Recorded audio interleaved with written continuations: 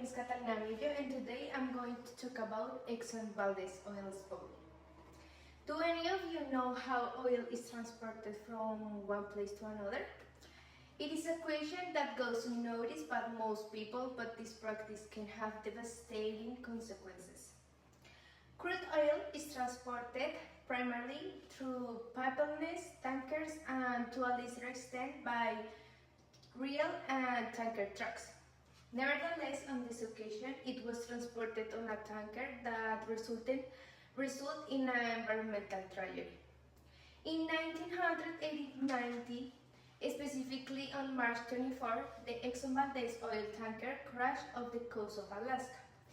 It is a disaster that caused many environmental, social, and governmental problems. For this reason, I have researched that incident to understand what happened, what went wrong.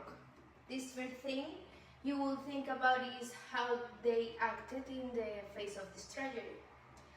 Knowing how they handle this environmental crisis, it is important because every decision counts and can cause irreparable damage. Let's get to know about the details of this tragedy. EXXON owned ship struck off the rocks of coast of Alaska, specifically at Bay Reef in Prince William.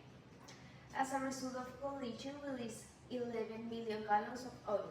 The oil spill covered approximately 2,100 kilometers of coastline. According to the state of Alaska, 1990, Captain Hazelwood, who was part of the crew that day, he gave a testimony to the NTSB and said that he drank alcohol. Afterwards, security personnel testified that they didn't notice anyone in the group under the influence of alcohol, but Pilot Murphy indicated that he did detect alcohol on Hazelwood's breath. What was the environmental impact? The natural losses were immense in fisheries, livelihoods, tourism, and wildlife. According to the DART 2020, affected ecosystem and wildlife. 2,800 otters, 300 seals, among others. Also 2,500 seabirds, in addition to the environmental consequences. The local economy was affected due to the fact that their economy was based on fishing. You may wonder what happened after that, how it was handled by those involved besides the government. The governor of Alaska declared a state of emergency, and after several days, the EXXON company admitted the magnitude of this disaster. They were slow and disorganized. Due to the poor communication, there was a lack of trust in the community and the public eye about the responsibility for managing the cleanup.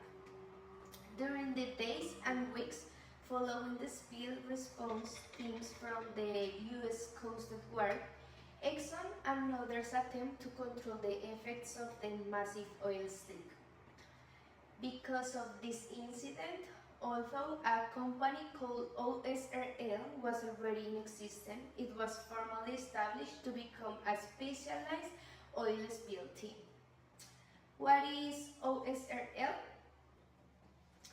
Oil Spill Response Limited was founded in 1984. Nevertheless, after this environmental disaster, it was established as OSRL. According to OSRL 2015, their involvement was immediate, and the lesson they learned from this event influenced the way they handle crises. Pre-planning resource, ability, and international cooperation. After what I told you, and after knowing how this disaster was handled, I will tell you about the actions that could have been taken to better manage the situation. Pre-planning and training. According to Johnson 2003, training staff to respond effectively to such an emergency reduces the impact. It is also necessary to have contingency plans in place to respond quickly and effectively to an oil spill. Improve communication in addition to prevent a quick and transparent response.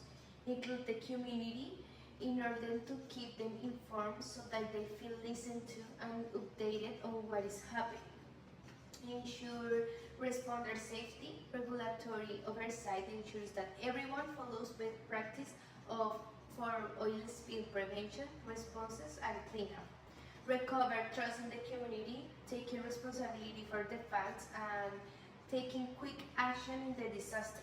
As NOAA indicates in the recovery of the ecosystem, can be constantly monitored and thus have restoration strategies. Today we'll learn about the EXXON VALDEZ environmental disaster, the inadequate management, and how a good management could have reduced the impact in all aspects. Because of this incident, the failures that exist in the management of governmental and corporate operations, as well as in the protocols and communication with the public and the media, were discovered. It is important to protect the environment and the resources it provides, in addition to demanding honesty and ethics from companies. Thank you so much.